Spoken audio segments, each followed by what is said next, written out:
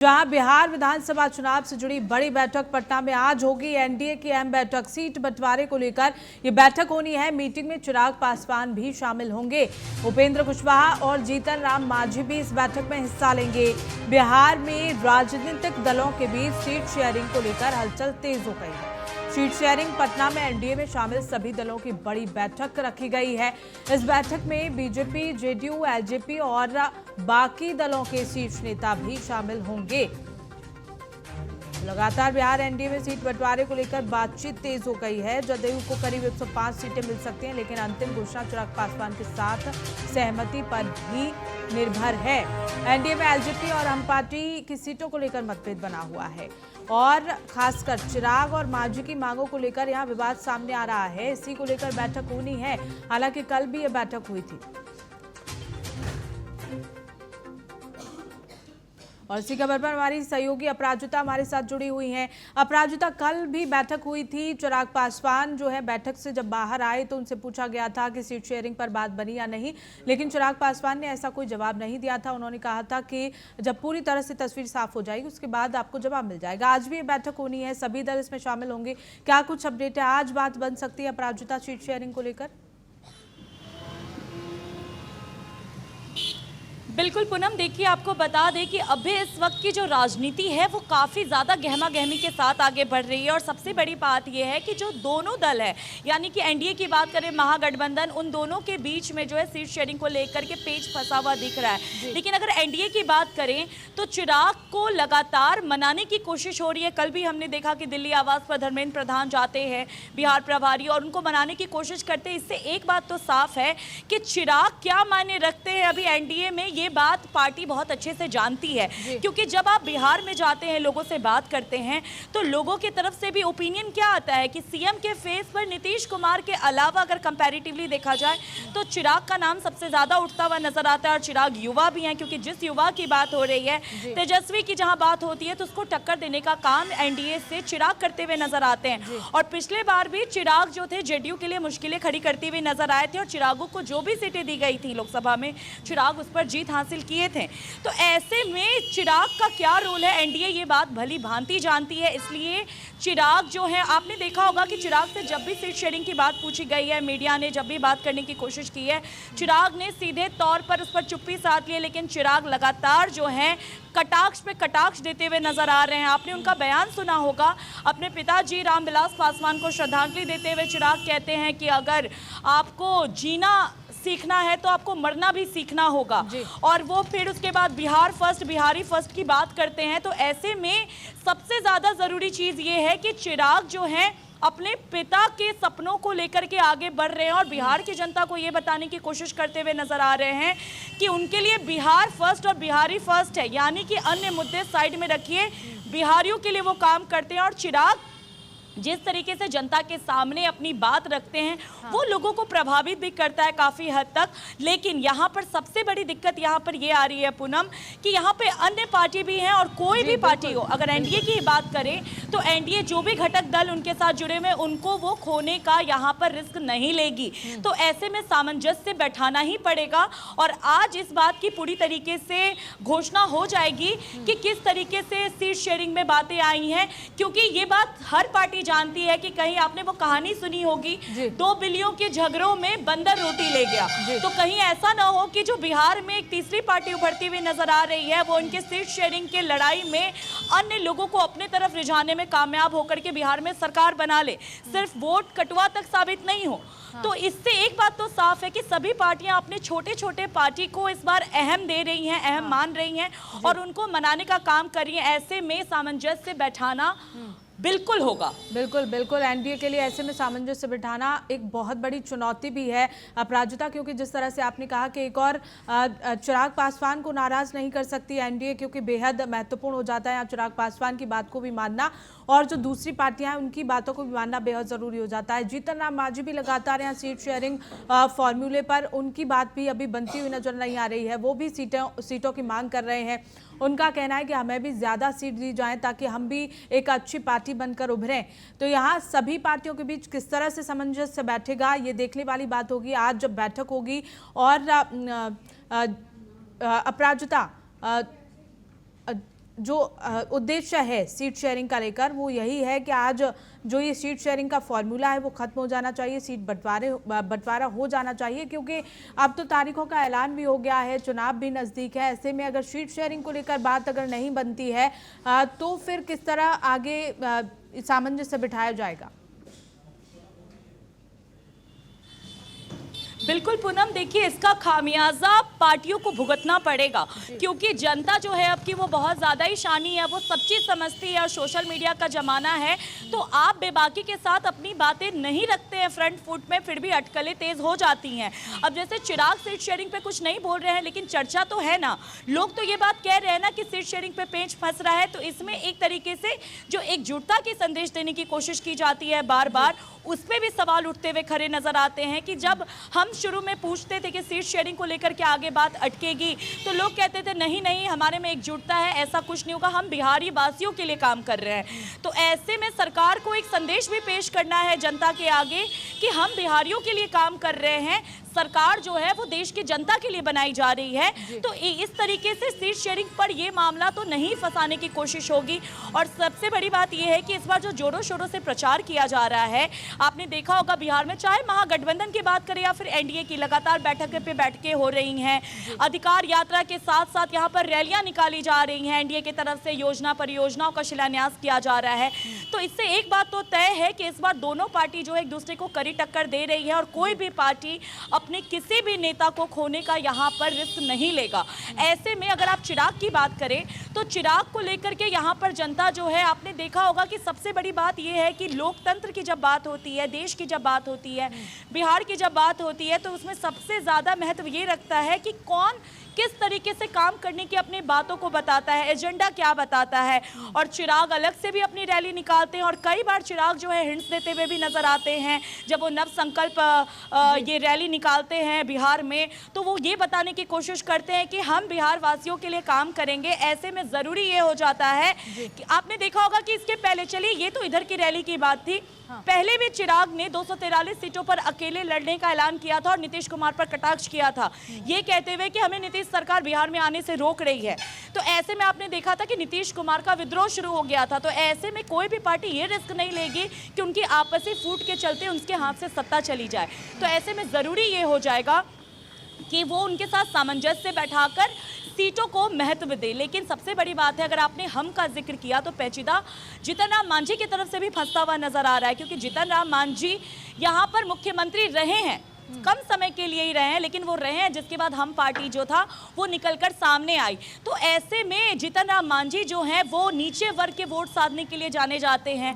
तो यहाँ पर हर किसी का अपना एक कोर वोट बैंक है, हर किसी का यहाँ पर अपना कहते हैं ना कि वोट बैंक है। और बिल्कुल यहाँ हर कोई अपनी अपनी जनता अपने अपने वोट बैंक को लुभाने की कोशिश यहाँ की जा रही है और यही इसी के मद्देनजर यहाँ सीट शेयरिंग की जाएगी। अपराजिता, बिल्कुल, लेकिन यहाँ बिहार में सीट शेयरिंग को लेकर पक्ष विपक्ष का क्या कुछ कहना है वो भी हम अपने दर्शकों को सुना देते हैं। उनका स्वास्थ्य थोड़ा ज़्यादा बिगड़ रहा था और परिस्थितियां ठीक ऐसी ही थी। चुनाव का साल था, वो पहले चरण का नामांकन की शुरुआत हो रही थी और ठीक उसी बीच में उनका निधन हुआ। उनके निधन के बाद उनके सपनों की सोच को पूरा करने के लक्ष्य के साथ मेरी पार्टी ने आगे बढ़ने का काम किया। यकीनन इस दौरान कई उतार चढ़ाव आए, पार्टी टूटी, परिवार टूटा, पर अपने पिता के सपनों को पूरा करने के लक्ष्य को मैंने कभी टूटने नहीं दिया। उनके जाने के बाद विपरीत परिस्थितियां थी, पार्टी को अकेले चुनाव लड़ना पड़ा था 2020 में। उस परिस्थिति का भी मैंने मजबूती से सामना किया, अकेले चुनाव लड़ा। जो परिणाम बिहार की जनता ने दिए उन्हें सर आंखों पर रखता हुआ बिहार फर्स्ट, बिहारी फर्स्ट की सोच को मैं आगे बढ़ाता रहा। आज पुनः मेरे नेता की ये पुण्यतिथि हर लोक जनशक्ति पार्टी रामविलास के कार्यकर्ता के लिए एक संकल्प दिवस के तौर पर है, जहां उनके सपनों के बिहार को बनाना हमारा लक्ष्य है। बिहार को फर्स्ट और बिहारियों को फर्स्ट बनाने की सोच के साथ, इस संकल्प के साथ आज के दिन लोक जनशक्ति पार्टी रामविलास का हर एक कार्यकर्ता चुनावी रण में उतरेगा और लक्ष्य सिर्फ और सिर्फ बिहार को एक विकसित राज्य बनाना होगा। जैसा मैंने कहा कि सही समय पे सारी जानकारी साझा की जाएगी। अभी बहुत शुरुआती दौर में बातचीत शुरू हुई है। ये इंडी गठबंधन और राहुल गांधी तेजस्वी यादव ने एसआईआर के नाम पर देश के में माहौल बिगाड़ने का कोशिश किया। किसी ने कह दिया एसआईआर में शुरू ही जिस समय धरना चल रहा था पार्लियामेंट के नजदीक, बांग्लादेश बना देंगे, घुस जाएंगे। अभी राहुल गांधी ने जैन जी का नाम लिया। इसका मतलब सीधा है भारत के संविधान को और विश्वसनीय बनाना, संवैधानिक संस्थान को एक एब्यूज करना। आज सुप्रीम कोर्ट ने जो वर्डिक्ट दिया है वो स्वागत योग्य है और इंडी गठबंधन और राहुल गांधी तेजस्वी यादव के मुंह पर एक तमाचा है। इसमें नई बात क्या है? ये सीटों के बंटवारों का घमासान नहीं है, बिहार को लूटने का घमासान है कि कौन कितनी ज्यादा सीट पर लड़ेगा ताकि उसको आगे उतनी बड़ी लूट करने का अवसर मिल सके। इसीलिए जनसुराज ने पहले ही कहा है भैया कोई गठबंधन नहीं, एक ही गठबंधन है, जनता के साथ का गठबंधन। 243 सीट पर अपने दम पर लड़ेंगे। जनता ने आशीर्वाद दिया तो बिहार में सुधार का प्रयास करेंगे। सर, सीट बंटवारे को लेकर जनसुराज कब तक अपने पत्ते खोलेगा, क्या स्ट्रेटजी है? नहीं, 9 तारीख को हम लोगों ने पहले ही कहा, हम लोगों को कोई किसी से बात थोड़ी करने की जरूरत है। जनता से बात कर रहे हैं, जनसुराज के साथियों से बात कर रहे हैं। 9 तारीख को जनसुराज के उम्मीदवारों की सूची जारी हो जाए। देखिए, अभी परसों 2 तारीखों का ऐलान हुआ है और पहले भी जब भी चुनाव हुए हैं सीट शेयरिंग बहुत पहले कभी नहीं होता था, समय पर ही होते हैं और 1-2 दिन का मसला है। और मुझे नहीं लगता है कि कहीं कोई असमंजस है, कहीं किसी तरीके का के असहज होने की स्थिति है। ये महागठबंधन नहीं है, ये राष्ट्रीय जनतांत्रिक गठबंधन। बड़े भाई के रूप में जेडीयू रहेगी ना। देखिए, बड़े भाई छोटे भाई से आगे बढ़ना चाहिए हम लोगों को। मुख्यमंत्री नीतीश कुमार जी बराबर बिहार में एनडीए गठबंधन के अभिभावक की भूमिका में रहे हैं। एक बार फिर उनके चेहरे पर हम चुनाव लड़ने जा रहे हैं।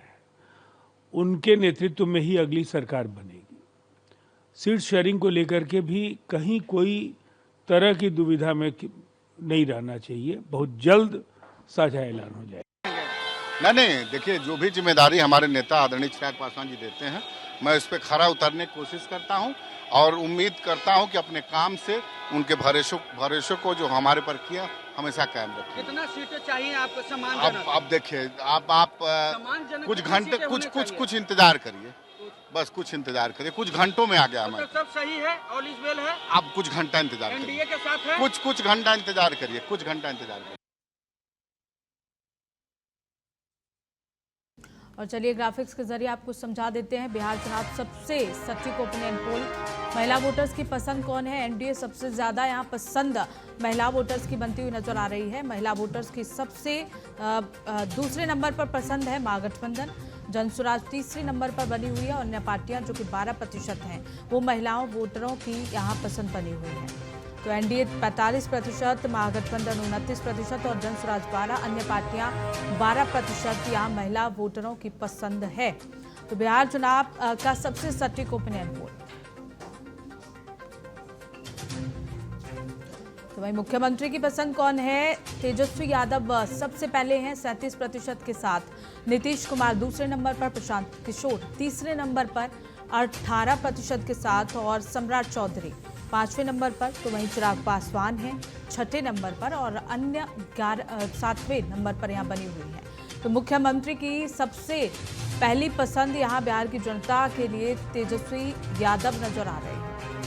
और ऐसे में किस प्रमंडल में किसको कितनी सीट मिलेंगी? ओपिनियन पोल के अनुसार यहाँ पूर्णिया में एनडीए को 7, महागठबंधन को 14 सीटें मिलती हुई नजर आ रही हैं। कोसी में एनडीए को 6 और महागठबंधन को 7। जनसुराज को यहाँ कुछ भी मिलता हुआ नजर नहीं आ रहा है। और ऐसे में सटी का ओपिनियन पोल ये टीएनपी न्यूज़ की ओर से जो आप इस टीवी स्क्रीन पर देख रहे हैं। और इसी खबर पर हमारे साथ हमारे सहयोगी चंदन और अपराजिता जुड़े हुए हैं। चंदन, क्योंकि लगातार चिराग पासवान की ओर से ये कहा जा रहा है कि विधानसभा चुनाव, लोकसभा चुनाव में जिस तरह से उनका प्रदर्शन रहा उसको मद्देनजर देखते हुए जो जीत हुई उनकी, विधानसभा चुनावों में उनका जो प्रदर्शन हुआ, उनका ये कहना है कि लोकसभा की जो 2 सीटें हैं उनको वो सीटें चाहिए। तो वहीं एनडीए का ये भी कहना है कि अगर चिराग पासवान को सीटें दी जाएंगी तो फिर दूसरे जो दल हैं वो भी सीटों की मांग करेंगे। तो इस वजह से बैठकें तो हो रही हैं लेकिन नतीजा अधूरा यहाँ निकलकर सामने आ रहा है। बिल्कुल पूनम, आपको बता दें कि चिराग पासवान की बात किया जाए, पिछले 24 की लोकसभा के चुनाव की बात करें तो उस समय 5 जो सीट था लोकसभा में चिराग पासवान को देने के काम किया गया था, लेकिन पांचों के पांचों जो सीट जीत करके प्रधानमंत्री के झोली में डालने का काम किया, जिसके बाद से उनके जो विश्वास था और एनडीए के प्रति और मजबूत हो गया, तमाम नेताओं के प्रति उनके जो कद था और बड़े हो गए। लेकिन जिस तरह से लगातार अब अपने सीट के मांगों को लेकर के उन्होंने अड़े हुए हैं और कह रहे हैं कि देखिए इस बार जो चुनाव है उसमें कम से कम 45 से 54 जो सीट है वो चाहिए। उसी को लेकर के आज बैठकें भी रखी गई है, तरह तरह की चर्चाएं भी हो रही है। लेकिन देखने वाली बात होगी पूनम कि देखिए इस बार विधानसभा के चुनाव कुछ अलग होने वाला है। जिस तरह से लगातार कहा जाता है और अपने आप को दावा करता है चिराग पासवान के हम दलितों का नेता है, लेकिन कई दलित के नेता जो है उसमें अपने आप को बताते हुए नजर आते हैं। उसमें जीताराम मांझी की बात कर लें तो वो भी दलित के नेता मानते हैं अपने आप को, उपेंद्र कुशवाहा की बात कर लें वो भी अपने आप को दलित का नेता मानते हैं। तमाम मुद्दे पर आज चर्चा की जाएगी और एनडीए की एक अहम बैठक है, बड़ी बैठक है और इस बैठक से ये देखा जा रहा है कि ये बैठक जो है सीट शेयरिंग पर ही चर्चा की जाएगी, क्योंकि आपको बता दें कि पूनम की जिस तरह से लगातार आप देखे होंगे कि जब चुनाव होता है बिहार में तो सीट बंटवारे को लेकर के घमासान जो होता है वो बढ़ जाता है। लेकिन एनडीए की जो आज बैठक है उसमें जदयू, बीजेपी, लोजपा और ऐसा लग रहा है चंदन कि अगर इसी तरह से अपनी मांग पर चिराग पासवान अड़े रहे तो ये खींचतान और लंबी चल सकती है। फिलहाल के लिए आप दोनों का ही बहुत बहुत शुक्रिया हमारे साथ जुड़ने के लिए और तमाम जानकारी साझा करने के लिए।